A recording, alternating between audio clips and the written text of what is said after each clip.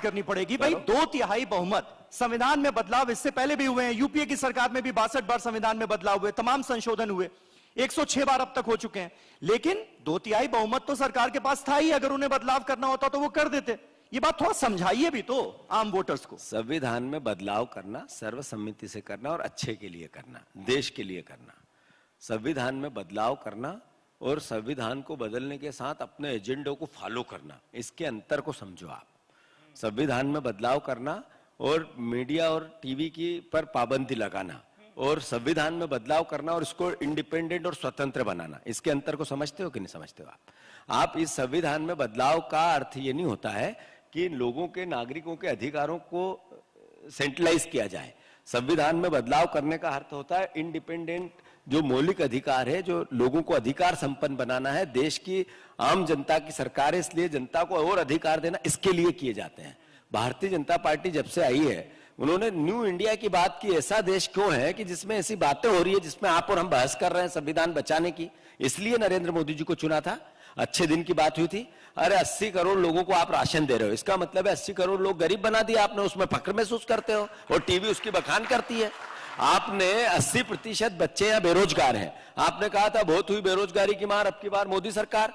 विश्व का सबसे बड़ा देश मेरा बेरोजगार है, सेंसेक्स बताते हैं, उसकी बात टीवी नहीं करती है, मीडिया नहीं करती है, तो हम दुखी नहीं होंगे? देश दुखी नहीं होगा? क्या कारण है कि 88% किसान कर्जदार है आज? ये सेंसेक्स है, मैं नहीं कह रहा हूं। तो कर्जदार भी और अपना कर्ज पटा भी नहीं पा रहा है, दुखी है।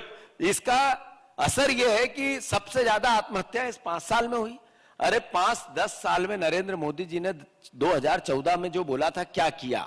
एक बताओ आप, बीजेपी वालों से पूछना, मेरे बाद आएंगे उनसे पूछना, अभी शिवराज जी आने वाले उनसे पूछना। तो आपने कहा था बहना चिंता मत करना, अभी मेरे पास 1000 है, चुनाव बाद 3000 दूंगा।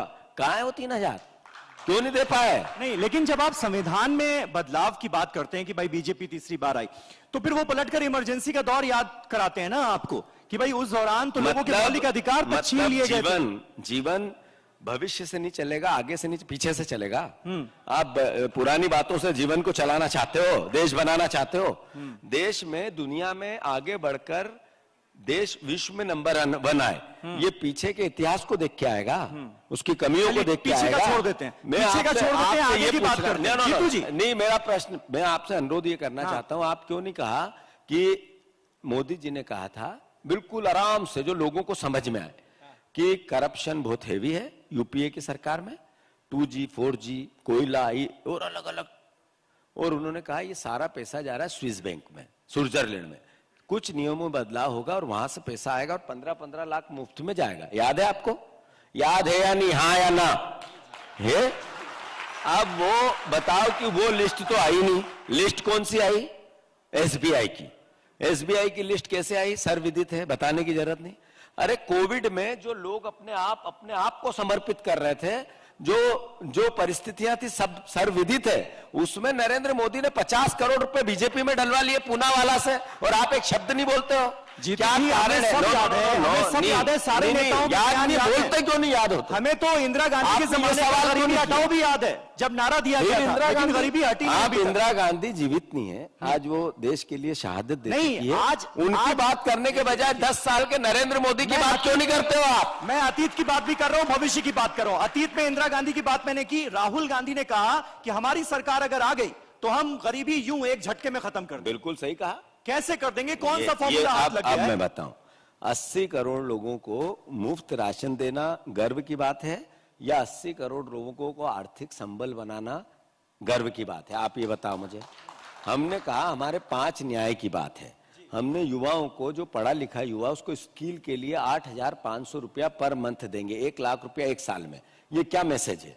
ये मैसेज है कि उस बच्चे को आत्मनिर्भर बनाने के लिए स्किल देंगे, जिससे वो आगे रोजगार करे, उससे प्रोडक्शन हो, उससे देश की आर्थिक स्थिति सुधरे। बहन आर्धी आबादी, जिसको हम 8,500 रुपया पर मंथ देंगे गरीब बहन को, इसलिए नहीं देंगे कि आर्थिक सहायता है वोट दे दे, इसलिए देंगे कि जब आप आर्थिक संबंध, आर्थिक आबादी को करोगे, मानसिक रूप से स्वतंत्र होगी। जब मानसिक रूप से स्वतंत्र होगी तो अल्टीमेटली वो देश में अपना योगदान देगी। ये सोच है। हम श्रमिक को, जब महंगाई बढ़ी, तो बीजेपी वाले पूछते हैं ना कि भाई 70 सालों में क्यों नहीं किया आपने? अच्छा बीजेपी वाले ये वो क्यों नहीं पूछते? और दूसरी चीज वो ये कह रहे हैं कि गरीबों के करोड़ों गरीबों को गरीबी रेखा से उन्होंने ऊपर उठाया है। कौन अत्यधिक बोलता है? गरीब बहुत कम हो गए हैं कौन बोलता है? बीजेपी पिछले 10 सालों में। फिर ये 80 करोड़ राशन किसको दे रहे हैं? पाकिस्तान वालों को। पाकिस्तान में जा रहा है ये। और फिर दूसरी बात है, उन्होंने जब कहा कि 60 साल 70 साल में क्यों नहीं किया, जब मोदी जी चाय बेचते थे उस स्टेशन पे जहाँ स्टेशन ही नहीं थी, वो कौन बनाता अगर हम ये करते तो? जब मोदी जी जिस स्कूल से डिग्री लेके आ गए, कॉलेज से, जिसका सवाल जवाब होते हैं, वो स्कूल हमने बनाया, वो कैसे बनता? जहाँ सुई नहीं बनती थी, आधा देश पूरे कपड़े नहीं पहनता था, आधा देश आधा भूखा आधा खाना खाता था, आधे दिन खा पाता था, किसी के हाथ में काम नहीं था। मतलब ऐसा देश था जो पाकिस्तान और भारत जब डिवीजन हुआ उससे पहले यहाँ पे कितनी संपत्ति है इतिहास में है। अब वो उसका हिसाब पूछते हैं। तो नरेंद्र मोदी ये बताए कि 10 साल में उन्होंने करप्शन रहित देश बनाने की बात की थी, तो क्या कारण है कि 141 लोगों पर ईडी और सीबीआई ने छापे डाले, इनकम टैक्स ने डाले, उसमें से 121 बीजेपी में है? वो सवाल आप क्यों नहीं करते हो? क्यों नहीं करते हो?